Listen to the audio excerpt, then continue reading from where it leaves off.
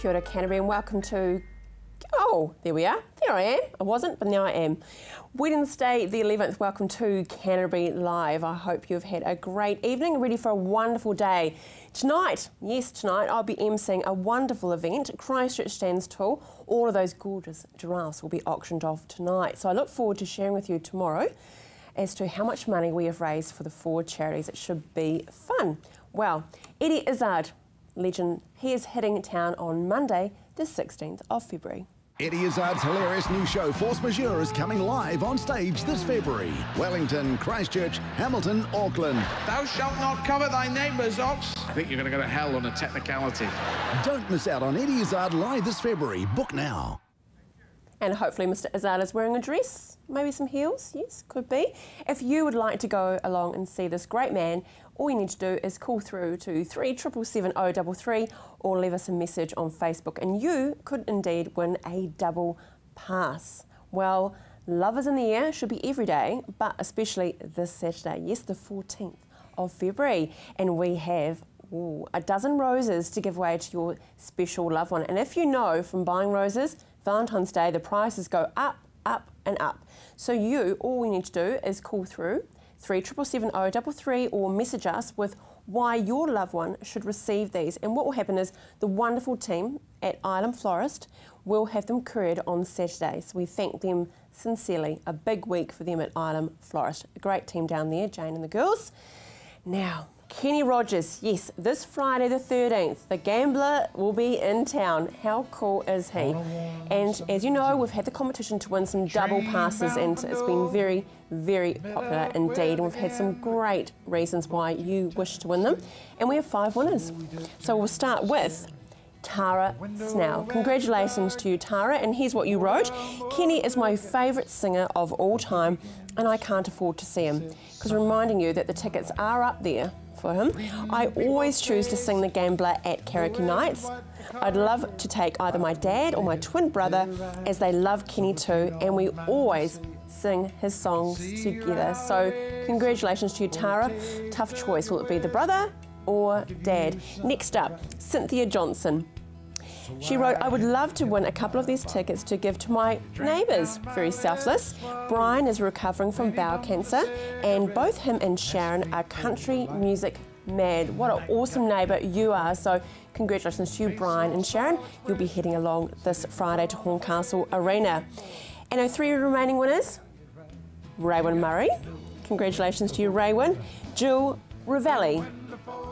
And last but not least, Angela Tranter. So you all have double passes and these will need to be collected from the lovely Marianne at our office here at CTV. It's 540 Waireki Road. It's as simple as that. Now coming up on today's show, we head out to Rangiora Vets and we see Trevor the cat being treated for a dog bite, so not so pretty. And we have a sport update with Gordon Finlater. Of course, it is a huge week sport here in Canterbury, so look forward to finding out all the bits and bobs there. And our beautiful shrinking violet Elora has joined me we're just pre-recorded because she's so busy losing weight and all that, about this wonderful lifestyle change that she has, so it'd be good to catch up with her. But first up, yes, it is the week of love this Saturday. Oh, bit of Tina Turner. That one's just for Dave on camera too, because he's a bit partial to old Tina. Jane, Mainland Dating. How are you, Andrea? It shouldn't be about one day though, should it? Lovely. No, of course not. Yes, 365 days in the year, celebrate love all the time. Oh, I love that. Yeah. Now, a bit of love was shared last night, and last time you were on, you were crying out for the males in Christchurch to give you a call. Last night. Now, what age group did you have last night? So last night I did my 47 to 58 year age group and it went very well. I had a lovely group last night. But it's always a funny one to have organised because the women love to book in advance and the men love to book on the day. So it always keeps me on my toes. I had the last booking come in at 6:30 last night. So, you know, it's a funny one. Wow, it really is to the nth minute, isn't it? It really is to the nth minute. But, I mean, I've been doing this for so long. I'm quite comfortable that it will all come together on the day because that's how my business works. And, it can be the same for, I have different age groups and different responses. So you just work out what happens with each group.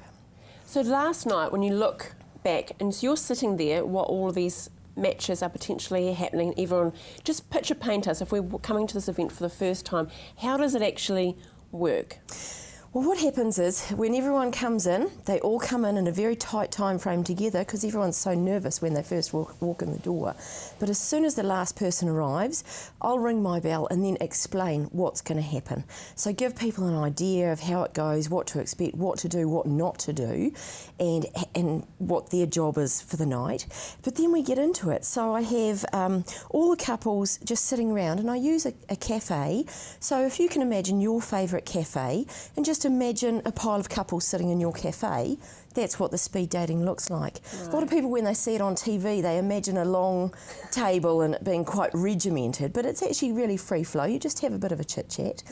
And then I keep ringing the bell to annoy the hell out of people, which upsets them. But I'm ringing the bell so that every 4 to 5 minutes, everyone is shifting round.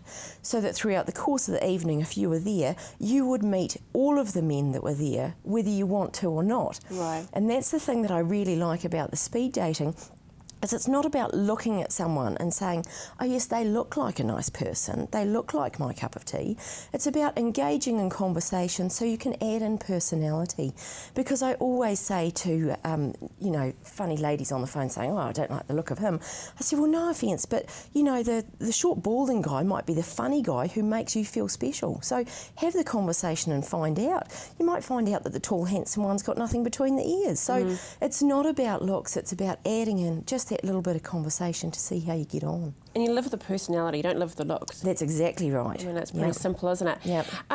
I've got a special a question from a viewer for you. I'm going to put you on the spot for this. Okay, cool. Okay. So if I'm inclined, I'm in my 20s, but I actually like the older ladies, what do you do for them? Because you do have select age groups. So I do have select age groups. Now, this is a funny one, Andrew, but if someone tells me that they're younger and they want to come up an age group, that's usually not too much of a bother. However, if someone is older and wants to come down an age group, that is a bother. So I don't allow that to happen. But I'm also very cautious because the way you've worded that question, you're thinking about a young man who goes for the older lady. Now, I do always warn young men, if they're too far out of the age group, then if they're going along to an event to meet older ladies, they do unfortunately sometimes come across as some sort of sexual pervert. So I do suggest that might not be the ideal thing. Really ideal, is it? No, so it's really interesting. So I do cater for the masses. I'm working on the bell curve. So the people that are, you know, a little bit interesting on either side, my service is not going to suit them. Easy as that. Right, okay. Yep. Because then flipping on there, a younger woman wanting to find an older man, that generalisation would be looking for a sugar daddy. No, not necessarily, but it's just,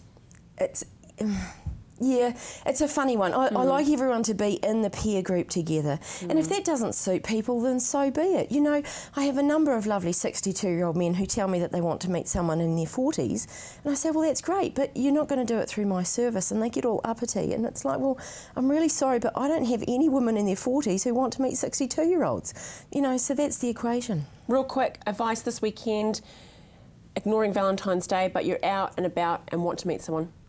Just get out there, put a smile on your face, be willing to engage in conversation no matter what you think they look like. Don't worry about who their friends are. Talk with that person, find out if they're your cup of tea. Great. Have a great week, my lovely. Enjoy your Valentine's Day. Thank you. Okay. Now we're heading out on occasion to beautiful Rangiora and we're meeting Trevor the cat.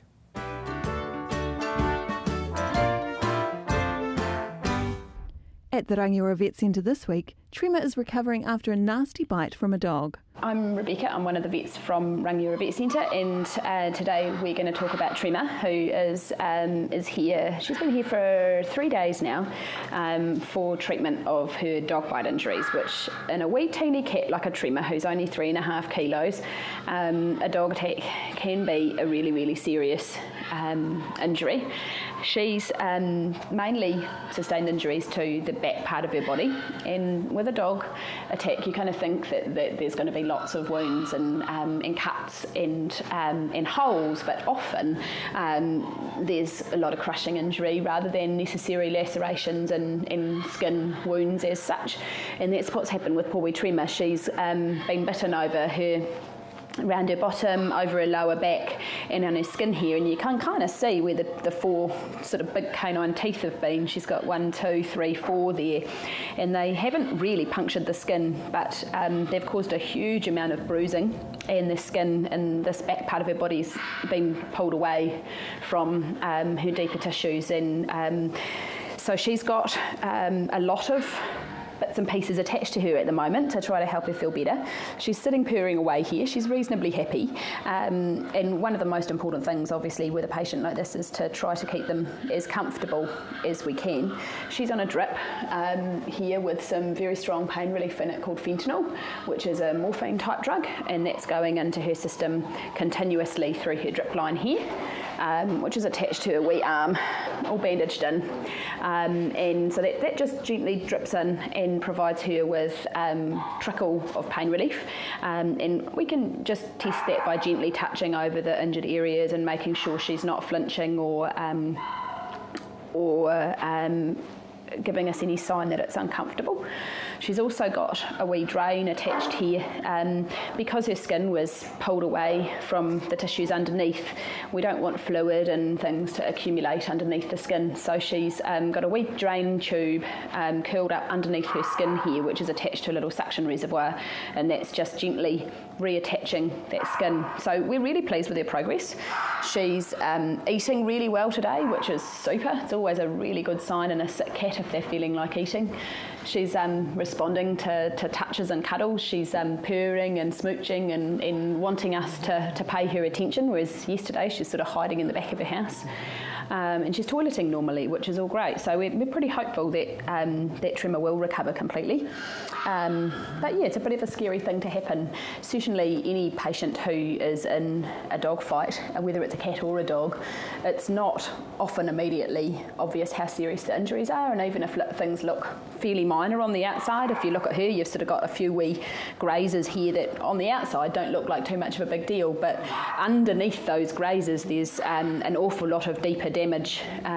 So definitely if your pet, whether it's a cat or a dog, has been attacked or by another dog or in a dog fight, it's definitely worth getting them checked over. Even if things look fairly minor on the outside, there can be an awful lot more going on underneath from that crushing force applied by the dog's jaw. Tremor, hopefully, will be home for the weekend once her drains are out and she's comfy without her fentanyl. Be watching next week when Rebecca shows us the symptoms of kidney disease.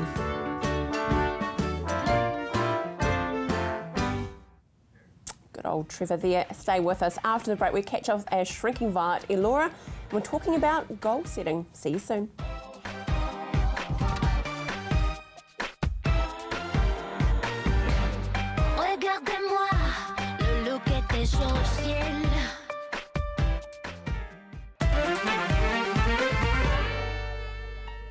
Well, the world paleo is played around with quite a lot these days. It's this new diet, but it's more than diet, it's a lifestyle.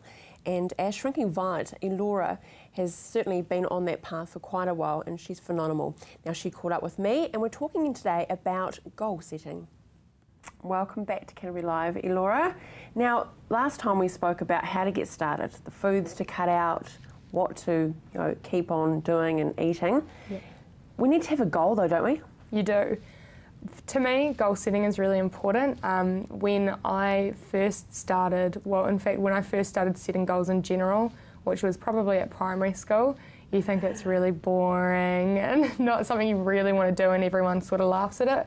But definitely as I've gone on, I have used it to, reach what I aspire to do. So goal setting was really important to me when I first started this because, I wanted to lose 60 kilos, and that's such a huge goal to have. It's staggering. Yeah, so for me to be able to reach that, I had to have mini goals along the way, which were far more achievable. I am at 55 kilos lost now, but back when I was starting, I was like, even 20 kg was a huge thing for me. I was like, how am I ever going to reach that?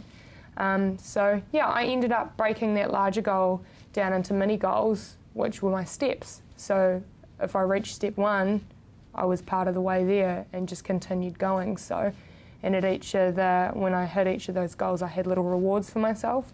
Nothing, not food, because I'm not a dog. Don't reward myself with food. So yeah, I think the first one, I had like perfume, getting my hair done, shopping spree. Right, just little things for myself, not for anyone else, but for me, just to, you know, be like, you've done an amazing job, keep going. Bit of pampering. Yeah, exactly. And I just think it's so important to have those goals.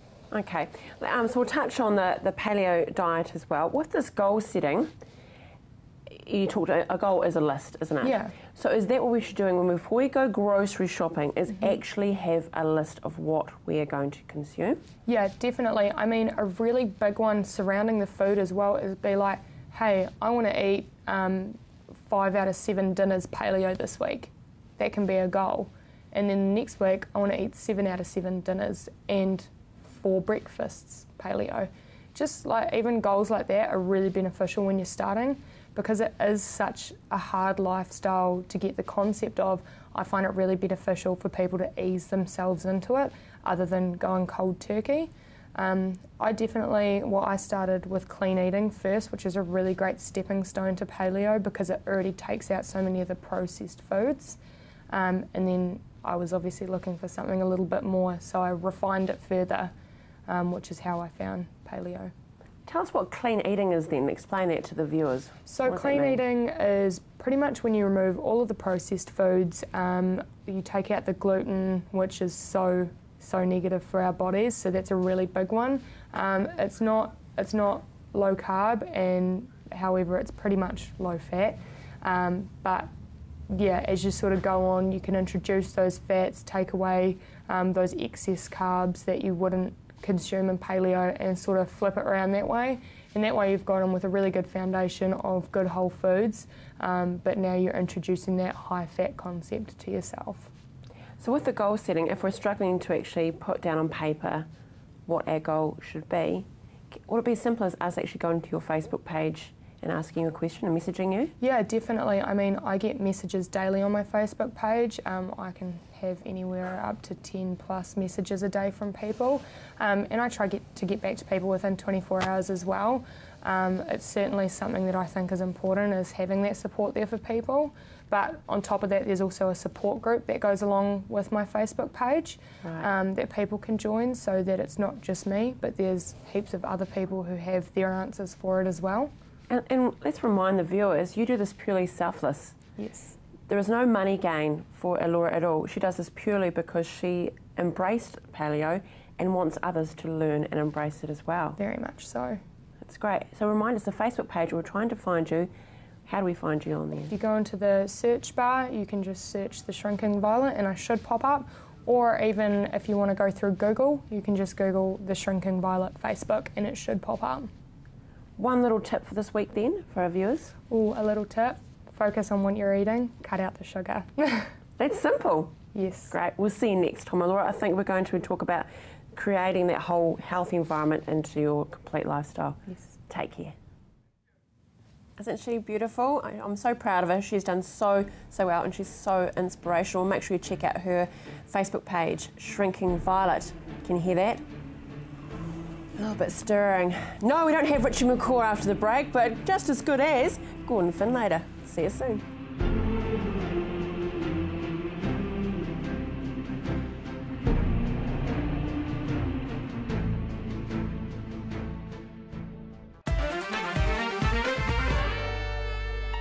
I just realised I actually look like one of those umpires.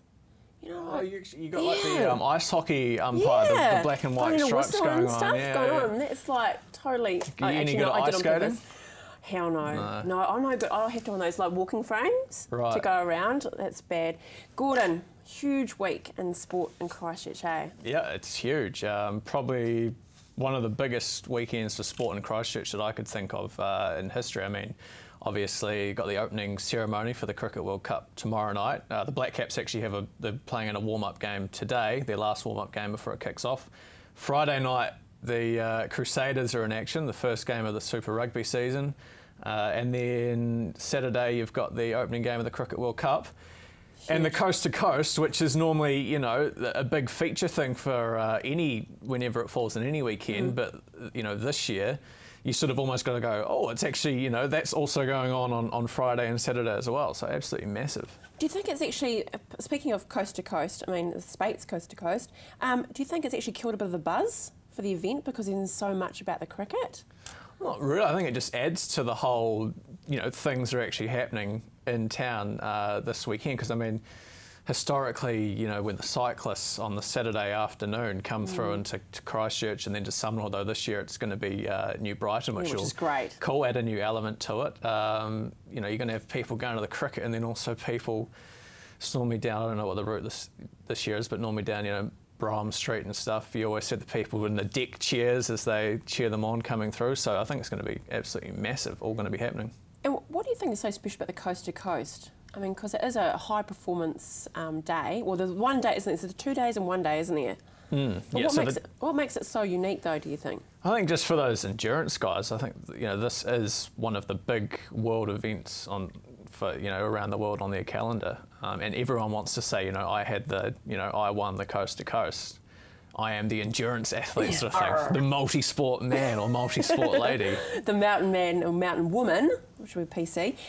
Cricket World Cup, we can't avoid it, so it is definitely happening. Tomorrow night will be the big open. What can we expect there? Yeah, so they've got, you know, all the cricketing legends you can, you know, expect to see. Sir Richard Hadley, Stephen Fleming, Brendan McCullum. They've also got lots of music going on. I know they've got Shapeshifter. Hayley Westerner will be there. There's going to be apparently a huge game of backyard cricket going on. I mean, anything like that, you're going to have, you know, kids throwing around the tennis ball and, you know, find any tree in Hagley Park that you can use as a set of wickets. Huge firework display and everything. So North Hagley Park tomorrow, it'll be a massive party as everyone sort of gets ready for Saturday, which is going to be even bigger with New Zealand kicking off their campaign against Sri Lanka.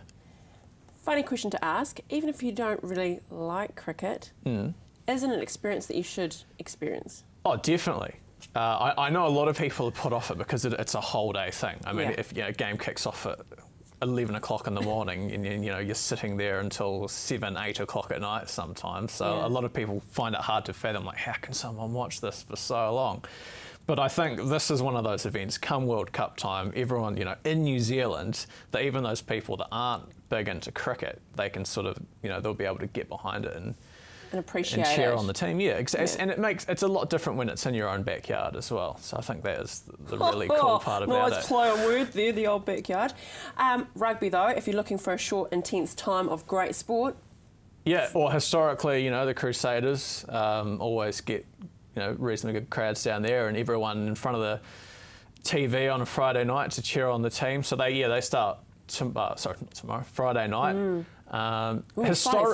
Historically slow starters, and they haven't had a great pre-season build-up. Lost Willie Hines in their first pre-season game. 3 pre-season games, 3 pre-season losses. But Melbourne at home first up. You'd like to think they'll get a win to start their campaign.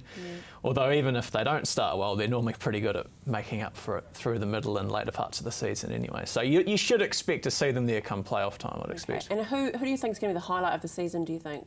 For the Crusaders? Anyone that stand out for you? I think, you know, it's a lot of guys have a lot to prove this year with it being World Cup year, so... it's auditioning time, isn't it? Yeah. Standing out. I think Matt Todd. He's got a lot to prove. Yeah. Missed out on the All Blacks in the last rugby championship and the Northern Hemisphere tour, so I think he's going to be out there to prove it, because I think he should be the second choice at number 7 for the All Blacks. Good catch up with you, Gordon. Enjoy this. You're in heaven this week. Thank you so much for joining me. Tomorrow, it's very fashionable. We have Anne Stone in and Runway Models. Have a great day. See you tomorrow.